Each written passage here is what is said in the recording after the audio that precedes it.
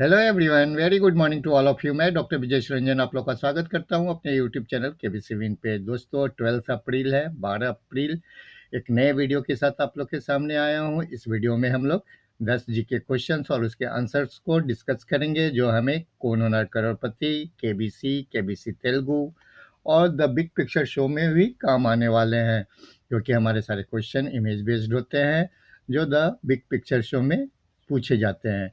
तो दोस्तों वीडियो में आगे बढ़ेंगे। आगे बढ़ने से पहले एक चीज़ मैं आपको याद दिला दूं, 12 अप्रैल है आज। दोस्तों आज से ही केबीसी का आईवीआर कॉल शुरू होगा। टर्म्स एंड कंडीशन के अनुसार 12 अप्रैल से 20 अप्रैल या 22 अप्रैल तक चलेगा। मैं आपको अपडेट दे दूंगा बाद में 20 या 22 अप्रैल, लेकिन 12 अप्रैल से शुरू होने वाले हैं आईवीआर कॉल। तो आप लोग अलर्ट रहिएगा, अलर्ट मोड पे रहिएगा, कोई कॉल मिस नहीं होना चाहिए। जो भी कॉल आएंगे सबको आप आंसर करना, घबराने की कोई ज़रूरत नहीं है। और आपको आईवीआर कॉल में 3 क्वेश्चन पूछे जाएंगे, जैसे कि केएससी में पूछा गया था। 2 एमसीक्यू क्वेश्चन होंगे, उसका ऑप्शन में आंसर देना होगा ए बी सी डी। और तीसरा क्वेश्चन जो होगा नियरेस्ट टू करेक्ट होगा, यानी आपको किसी चीज़ की हाइट, लंबाई, दूरी इस तरह से पूछा जा सकता है, तो उसको भी जवाब देना है। दोस्तों इस बार ऑनलाइन ऑडिशन नहीं है तो काफ़ी टफ हो गए, इसलिए मैक्सिमम क्वेश्चन कोशिश कीजिएगा कि तीनों क्वेश्चन का आंसर सही हो, क्योंकि 60,000 क्वेश्चन, 60,000 ऑडियंस को और 60,000 रेस्टोरेंट को कॉल आएंगे, जो नेक्स्ट राउंड में केवल 4800 ही पहुंचेंगे। तो इस बार जैसे किसी का पिछली बार क्या हुआ, केएससी में 2 क्वेश्चन भी सही थे लेकिन उनको कॉल आ गया और नेक्स्ट राउंड में पहुंच गए। लेकिन यहाँ पे नहीं होने वाला है, क्योंकि यहीं पे वो काफ़ी लोग छाट दिए जाएंगे, सिर्फ 4800 को सेलेक्ट करेंगे 60,000 में से। तो आपका कोशिश ये होना चाहिए कि आपके सारे क्वेश्चन सही हों। दोस्तों जिसको भी कॉल आए तुरंत इन्फॉर्म कीजिएगा। तुरंत इन्फॉर्म करने से क्या होगा, उसका वीडियो बना के मैं डाल दूंगा और बाकी सब लोग अवेयर हो जाएंगे और उनको सारे क्वेश्चन का आंसर पता होगा कि वो फटाफट आंसर कर सके कॉल आने पे। तो ये आप लोग से रिक्वेस्ट है, यदि आपके पास कॉल आता है तो क्वेश्चन ज़रूर शेयर कीजिएगा मेरे व्हाट्सएप नंबर पे। तो चलिए शुरू करते हैं। शुरू करने से एक बार फिर से याद दिलाता हूँ दोस्तों, आपको यदि फास्टेस्ट अपडेट चाहिए तो ये इसी चैनल से मिलेगा, और इस चैनल से मिले इसके लिए आपको क्या करना है, सब्सक्राइब करना है, नोटिफिकेशन बेल आइकन को प्रेस करके ऑल को भी क्लिक कर देना है, ताकि मेरे द्वारा अपलोड किया हुआ सारा वीडियो आपको टाइम टू टाइम मिलता रहे। चलिए पहला क्वेश्चन है, which of these state of Australia is an island. इनमें से ऑस्ट्रेलिया का कौन सा राज्य एक द्वीप है। दोस्तों एक और अपडेट केएससी के बारे में भी बता दूं, मेरे ख्याल से कौन होनार करोड़पति का पीआई राउंड का, पीआई कॉल राउंड का जो इंटरव्यू चल रहा था, पर्सनल इंटरव्यू, वो अब ख़त्म हो चुका है। तो दोस्तों जिनका जिनका इंटरव्यू हो चुका है वो भी अलर्ट मोड पे रहना कि अब उनकी भी कॉलिंग शुरू हो जाएगी और ट्रिपल एफ राउंड के लिए आपको बुलाया जाएगा। तो दोस्तों अलर्ट रहना, कॉल बिल्कुल मिस नहीं करना, ठीक है। चलिए अब शुरू करते हैं आज का video. Which of this state of Australia is an island. इनमें से ऑस्ट्रेलिया का कौन सा राज्य एक द्वीप है। तो दोस्तों ये ऑस्ट्रेलिया है, चारों तरफ देख रहे समुद्र है, और ये आइलैंड है। ये सारा ऑस्ट्रेलिया, यहाँ पे एक सिर्फ तस्मानिया जो है यहाँ से 250 किलोमीटर दूर है विक्टोरिया स्टेट से, और ये एक आइलैंड है। इसको पहले वैन डिमेंस लैंड भी बोलते थे, और ये करीब 240 किलोमीटर दूर है, 150 mile Victoria state of Victoria से। और यहाँ पे बास स्ट्रेट है, separated by the relatively shallow बास स्ट्रेट। अगला क्वेश्चन है, which title is usually held by the eldest son of the British monarch. आमतौर पे ब्रिटिश साम्राज्य के ज्येष्ठ पुत्र के पास कौन सी उपाधि होती है, उनको प्रिंस ऑफ वेल्स बोला जाता है दोस्तों। और इनकी जो वाइफ होती है उनको प्रिंसेज ऑफ वेल्स बोला जाता है। तो बस इतना ही इस क्वेश्चन में। अगला क्वेश्चन देखते हैं, which of this personalities was born in, मतलब कुछ डिटेल जाना हो तो आप इसको पढ़ सकते हैं, कोई खास नहीं है लेकिन पढ़ लीजिएगा तो जानकारी रहेगी। अगला क्वेश्चन है, which of this personalities was born in India. इनमें से किस व्यक्तित्व का जन्म भारत में हुआ। मदर टेरेसा नहीं, भीकाजी कामा यस, सोनिया गांधी का भी नहीं हुआ है, एनी बेसेंट का भी नहीं हुआ। तो भीकाजी कामा जिनका जन्म 1861 में हुआ और 1936 में इनकी मृत्यु हो गई थी, स्वतंत्र होने से पहले, हमारा देश जब स्वतंत्र हुआ था उससे पहले मृत्यु हो गई थी। इनका स्वतंत्रता आंदोलन में बहुत योगदान था। ये इनका जन्म महाराष्ट्र में हुआ था। तो दोस्तों, मैं केबीसी मराठी के लिए भी इम्पोर्टेंट क्वेश्चन है। 24 सितंबर 1861 को बम्बई में एक पारसी परिवार में हुआ था। तो इनको मैडम कामा भी बोला जाता था। मैडम कामा का नाम क्रांतिकाली आंदोलन में विशेष रूप से उल्लेखनीय है, जिन्होंने विदेश में रहकर भी भारतीय क्रांतिकारियों की भरपूर मदद की थी। उनके ओजस्वी लेख, भाषण क्रांतिकारियों के लिए अत्यधिक प्रेरणा के स्रोत बनते थे। तो मैडम कामा भारतीय मूल की फ्रांसीसी नागरिक थी, जिन्होंने लंदन, जर्मनी, अमेरिका का भ्रमण कर भारत की स्वतंत्रता के पक्ष में माहौल बनाया। वे जर्मनी के सबसे मेन घटना याद रखिए दोस्तों, ये जर्मनी के स्टटगार्ट नगर में 22 अगस्त 1907 में हुए 7वीं अंतरराष्ट्रीय कांग्रेस में तिरंगा फहराने के लिए सुविख्यात है। उस समय तिरंगा वैसा नहीं था जैसा वर्तमान में। चलिए आपको हम दिखाते हैं कैसा तिरंगा का विकास हुआ है, तिरंगे का विकास हुआ है दोस्तों। ये देखिए 1906 में इस तरह का तिरंगा हुआ करता था। 1907 में थोड़ा सा चेंज हुआ, चेंज देखिए। फिर ये 1917 का तिरंगा है, ये 1921 का तिरंगा है, ये हमारा 1931 का तिरंगा है, और 1947 में इसमें सिर्फ चरखा को हटा के चक्र डाल दिया गया था। तो ये एट प्रेजेंट जो हम लोग यूज करते हैं। तो ये हमारा भारतीय राष्ट्रीय ध्वज का इतिहास है दोस्तों। इसको दिमाग में फिगर, ये पिक्चर, ये इमेज बैठा लीजिए कब किस तरह का तिरंगा यूज होता था। अगला क्वेश्चन है, which country has a national airlines called Garuda? किस देश में गरुड़ नाम का राष्ट्रीय एयरलाइंस है? देखिए गरुड़ हमारा हिंदी वर्ड है, लेकिन राष्ट्रीय एयरलाइन नाम है गरुड़ नाम से राष्ट्रीय एयरलाइंस किसका है? इंडोनेशिया का है। आप देख रहे हैं गरुड़ इंडोनेशिया लिखा हुआ है, गरुड़ इंडोनेशिया। तो इसका आंसर इंडोनेशिया होगा। श्रीलंका का श्रीलंकन एयरलाइंस है। नेपाल में 3 है, हिमालयन, नेपाल और बुद्धा एयरलाइंस। कंबोडिया में कुछ अंकोर एयर बोलते हैं, कंबोडिया अंकोर एयर। तो इस तरह से इसका आंसर इंडोनेशिया होगा।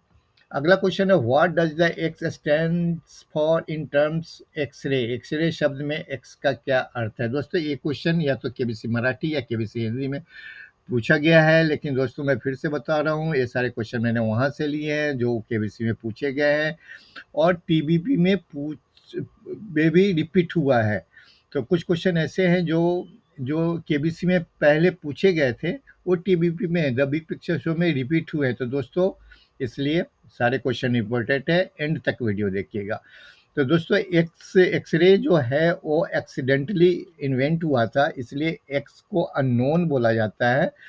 X ray they are discovered by accident in 1895 by Roentgen. Roentgen एक साइंटिस्ट थे, जर्मन प्रोफेसर थे, उनके द्वारा इसको इन्वेंट किया गया था।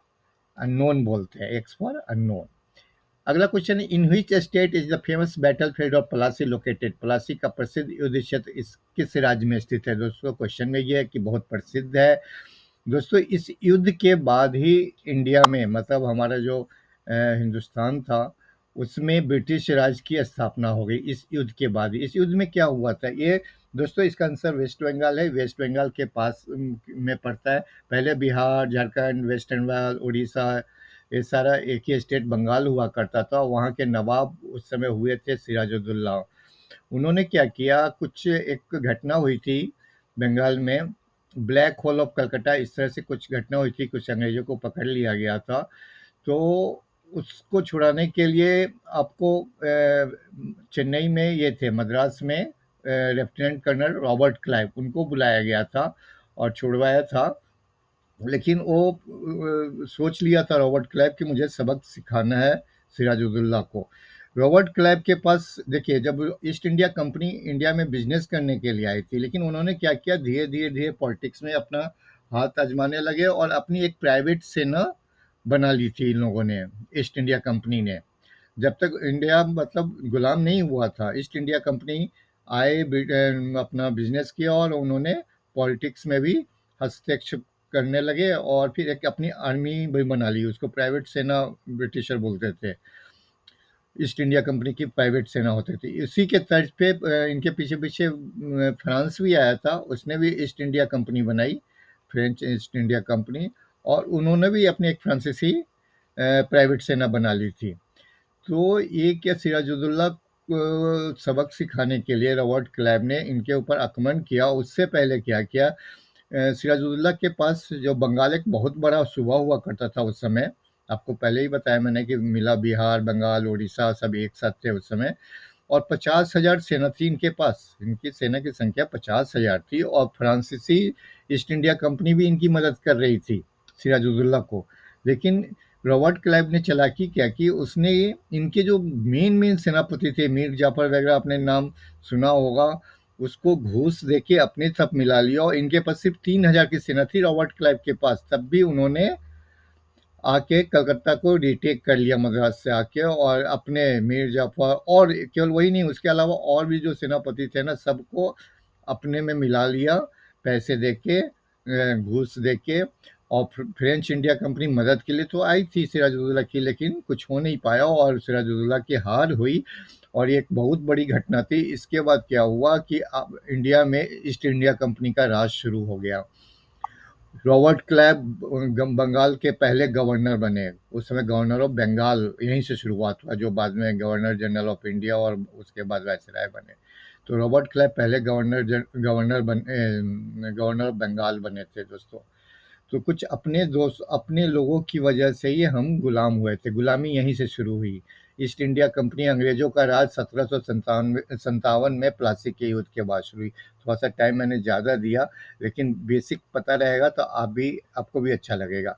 इसको बैटल ऑफ प्लासी जून 17, इसके बाद एक और युद्ध हुआ था बक्सर का। उसके बाद तो समझो कि इसमें कील ठोक दिया गया। उसका तो इंडिया बुरी तरीके से टीटी वगैरह ये सब होके पूरी तरह से अंग्रेजों के गुलाम हो गए। फिर वो पूरे धीरे धीरे इंडिया में फैल गए। अगला क्वेश्चन है, which Mughal empires court poet was Mirza Ghalib. Mirza Ghalib किस मुगल सम्राट के दरबारी कवि थे? तो ये मुगल फैमिली से ही बिलोंग करते थे, और इनका ये बहादुर शाह जफर जो लास्ट बहादुर शाह जफर सेकंड जो लास्ट मुगल सम्राट थे, उनके दरबारी कवि थे दोस्तों। इनका जन्म यूपी में ही हुआ था, आगरा में। अगला क्वेश्चन है, what are Kakori, shashlik and Hussaini types of. Kakori, shashlik, Hussaini किस चीज के प्रकार होते हैं दोस्तों? क्वेश्चन इंटरेस्टिंग लगा। सेम मैं फिर से बताता हूँ, मैंने वहीं से लिए हैं जहाँ से बाकी के भी क्वेश्चन पूछे गए। तो ये कबाब का प्रकार होता है, और हर एक का अलग अलग बनाने की विधि होती है, और सब एक से एक टेस्टी होते हैं। चलिए अगला क्वेश्चन देखते हैं। नौवां क्वेश्चन है, Yehudi Menuhin was a world renowned exponent of which musical instrument. ये यहूदी मेनुहीन किस वाद्य यंत्र के विश्व प्रसिद्ध प्रतिपादक थे? तो इनके हाथ पे आप वायलिन देख रहे होंगे। ये इंडिया में भी काफ़ी कंसर्ट किए, यूएस के नागरिक थे, और पूरे वर्ल्ड में बताया जाता है कि सबसे अच्छा वायलिन बजाने वाले थे। इनका जन्म हुआ था 1916 में, 22 अप्रैल 1916, और 12 मार्च 1999 को इनकी मृत्यु हुई। अमेरिकन थे, और लेकिन इंडिया में भी काफ़ी कंसर्ट किया था इन्होंने। अगला क्वेश्चन है, which Indian language is Sangam literature associated. Sangam साहित्य किस भारतीय भाषा से संबंधित है? दोस्तों तमिल होगा इसका आंसर, तमिल। संगम लिटरेचर, संगम अल्सो स्पेल्ड कंकम, कंकम भी पढ़ते हैं इसको, या चंकम या संगम। The earliest writing in the Tamil language thought to have been produced in three Chankams or literary academies in Madurai, India, from the 1st to 4th century CE। तो ये बहुत ही पुराना लैंग्वेज है, लिटरेचर है, जिसको हम लोग संकम, शंकम, संगम, हम लोग संगम पढ़ते हैं। तो ये तमिल लैंग्वेज का ही पुराना रूप है। दोस्तों इस वीडियो में बस इतना ही। यदि आपको वीडियो इन्फॉर्मेटिव लगा हो, इंटरेस्टिंग लगा हो, तो ज़रूर से लाइक कर देना। मिलते हैं एक नए वीडियो के साथ, नए क्वेश्चन के साथ। तब तक के लिए Ram Ram. Thank you very much.